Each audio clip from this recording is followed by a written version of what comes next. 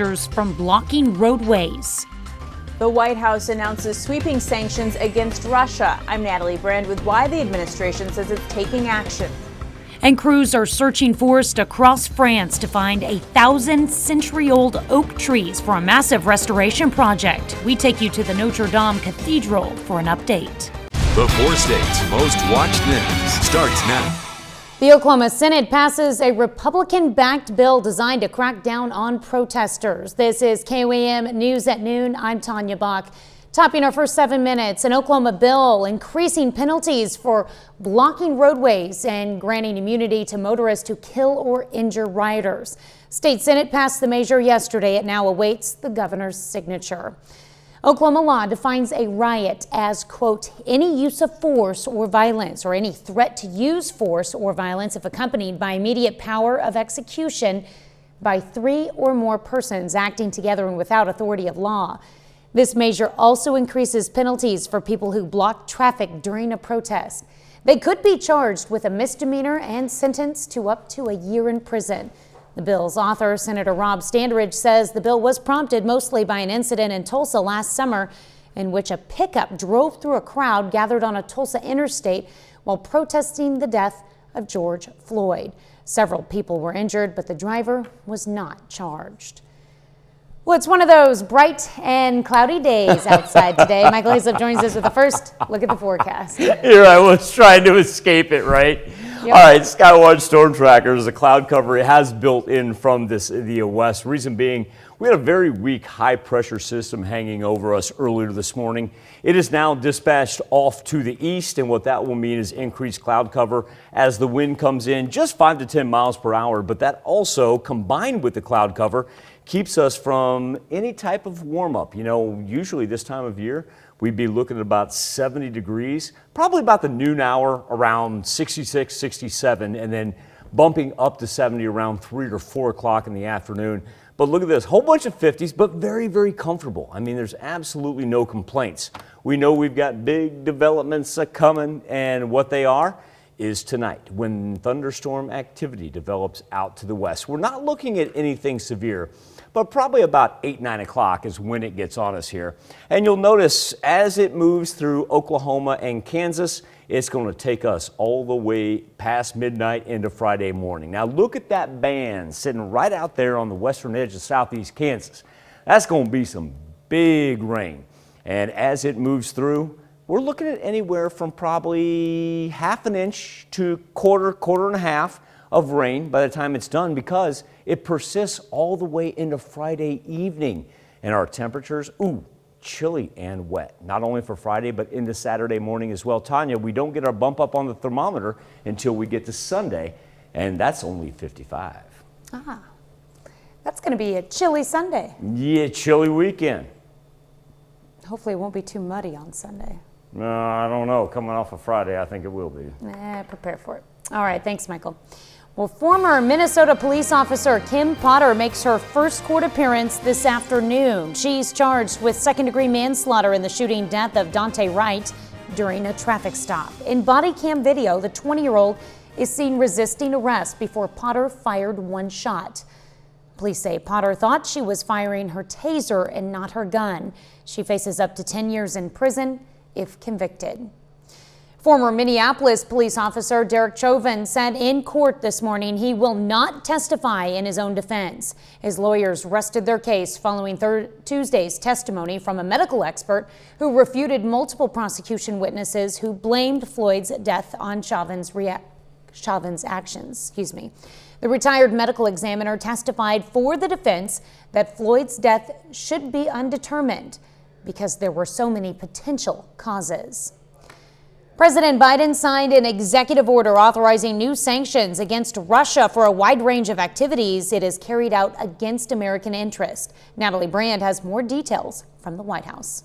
The Biden administration announced sweeping new sanctions targeting Russia in retaliation for its cyber attacks and interference in the 2020 election. Our adversaries today are operating with scope, scale, sophistication that is unlike we've seen before. The sanctions target more than 30 individuals and entities. The State Department is also expelling 10 Russian diplomats and intelligence officials stationed in the U.S. When we push back with our allies and partners, we obviously increase the cost and we increase the delegitimization of essentially those types of activities. President Biden had a phone call with Russian President Vladimir Putin on Tuesday in which he warned actions would be coming and raised concerns about Russian military buildup along the border with Ukraine. The administration also says it's responding to reports that Russia encouraged Taliban attacks against U.S. personnel in Afghanistan. Secretary of State Tony Blinken made a surprise visit to Kabul this morning and addressed concerns, including some from the intelligence community that Afghanistan could descend into civil war and become a safe haven for terrorists after U.S. troops pull out. The consequences of that future are literally in no one's interest. President Biden announced Wednesday he's withdrawing all U.S. troops from the country by September 11th. Natalie Brand, CBS News, the White House. President Biden has proposed holding a summit with President Putin in Europe this summer. Putin has not yet said whether he would agree to a summit. That's a look at today's top stories and weather in our first 7 minutes. Up next on KOAM News at Noon, we check in on the reconstruction progress 2 years after the burning of the Notre Dame Cathedral. And later, we're making Uncle Sam's pulled pork in the Mr. Food Test kitchen. 2 years ago today, a massive fire ravaged the iconic Notre Dame Cathedral in Paris. Crews are still working to repair and rebuild the centuries-old church. CBS's Ian Lee gives us an update. The world held its breath as flames engulfed Notre Dame. The famous cathedral largely survived the 2019 fire, but the roof, known as the forest, went up in smoke. Rebuilding the church's spire will take another forest. Just outside of Paris, 59 old oaks are being donated for the sacred mission. This forestry manager says he's proud to know some of his trees will be part of the new spire. More than 200 forests across France are supplying more than 1,000 oak trees. Chainsaws are humming, cutting down the perfect trees, which must be older than a century and at least 40 feet long. This forestry technician says we took measurements of the spire's frame to find trees with the right dimensions.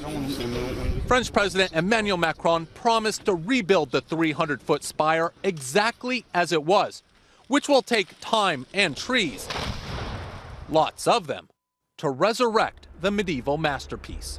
Ian Lee, CBS News. The French president has vowed to get the cathedral open in time for the 2024 Summer Olympics, which Paris is hosting. Investigators still are not sure what caused the fire, but say it may have been started by a cigarette or an electrical fault. Hope they get it done. Still to come on the KOAM News at Noon, Mr. Food. Hey, looking to save big on tax day? We have a budget-friendly tip that an accountant would never think of. But first, Michael Aislip returns with your complete forecast.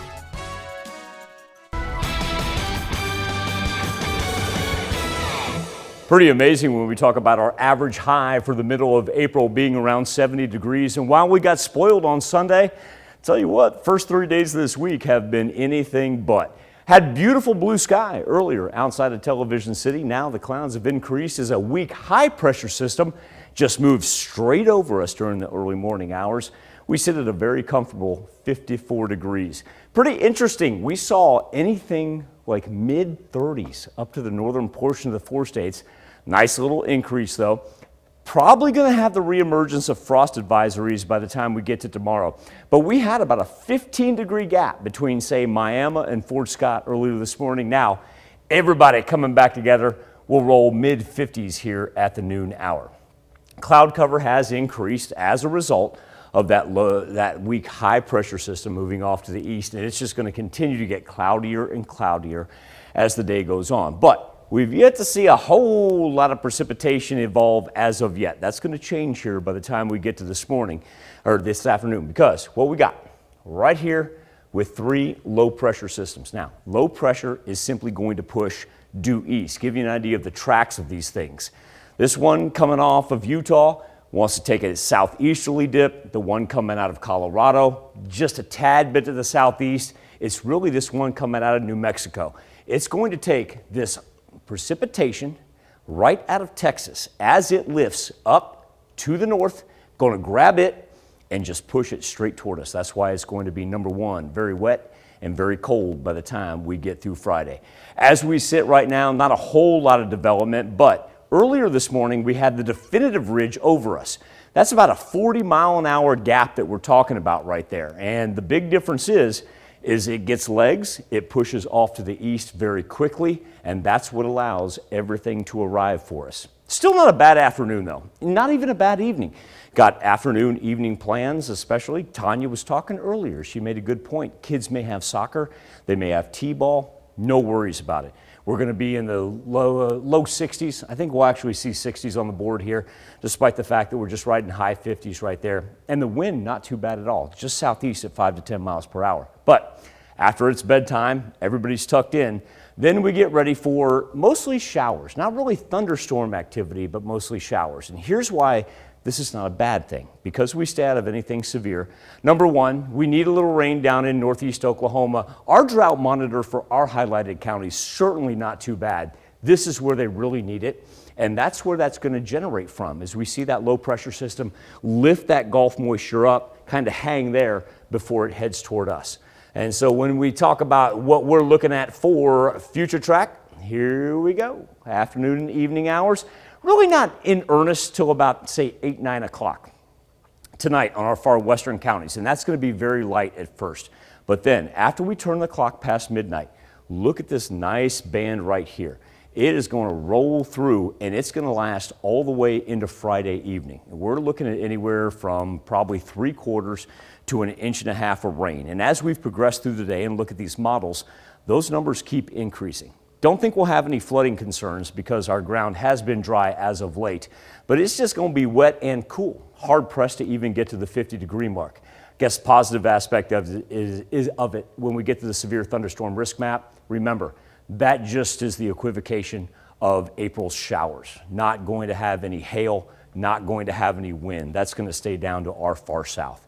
When we get to the 7-day forecast, that 30% chance for Saturday, that is for the early morning hours, a result of our Friday rain, and then finally a chance to dry off on Sunday, but still, Tanya, very chilly.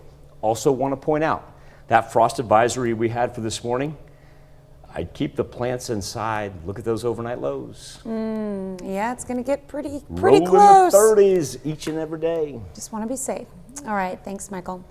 Well, his name was Gerard Pendergraft, but many people knew him as Dude, the dude behind Dude's Donuts on Main Street in Joplin. Pendergraft passed away earlier this week. He and his wife started Dude's Donuts in 1954. Funeral service is scheduled for Friday at 10 a.m. at the 26th Street Church of Christ in Joplin.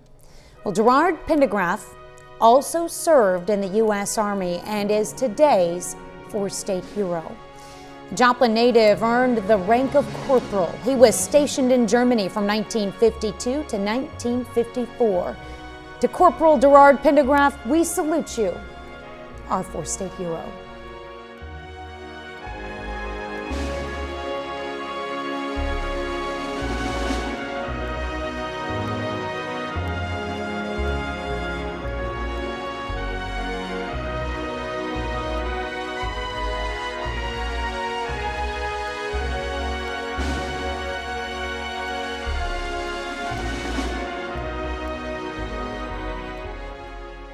Looking for a budget-friendly weeknight winner for the dinner table? Today, Howard shows us how to make what he calls Uncle Sam's pulled pork in the Mr. Food Test Kitchen.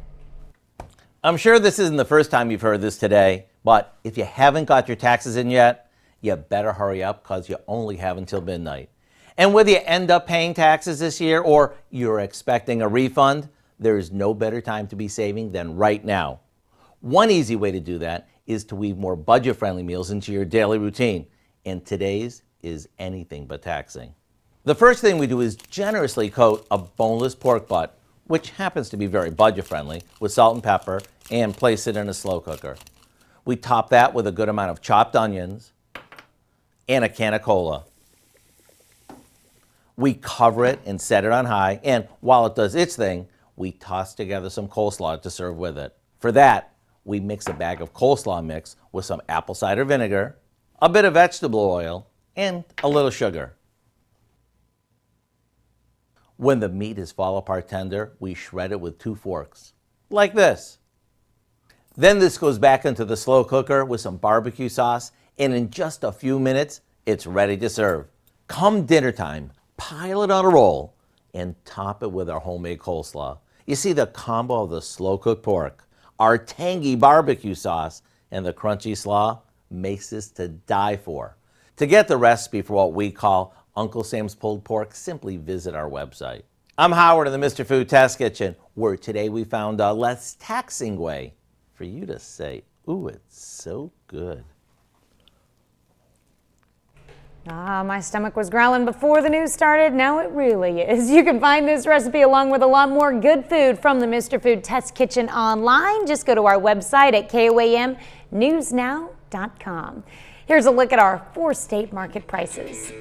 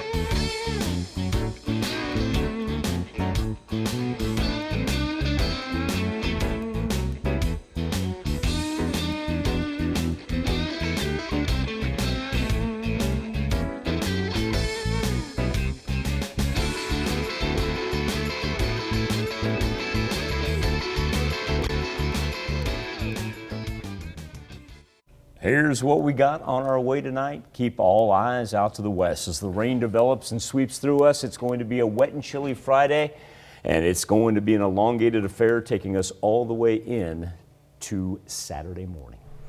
All right, what do we have coming up tonight at 5? Well, at 5, Americans took their stimulus checks straight to the mall last month. It seems retail sales surged nearly 10% in March, much more than analysts expected. From clothing to sporting goods, we find out which items led the way in sales. Plus, a number of employers are looking to fill positions around the area, but they're having some difficulty. We're going to hear how they're trying to adapt to fill the need. And Wyandotte Nation announces grant funding to build more than 300 new homes. Hope you join us for those stories, a lot more. KOAM News at 5. All right, thank you, Dal. Thanks for joining us for KOAM News at Noon. We'll see you right back here at 5 o'clock.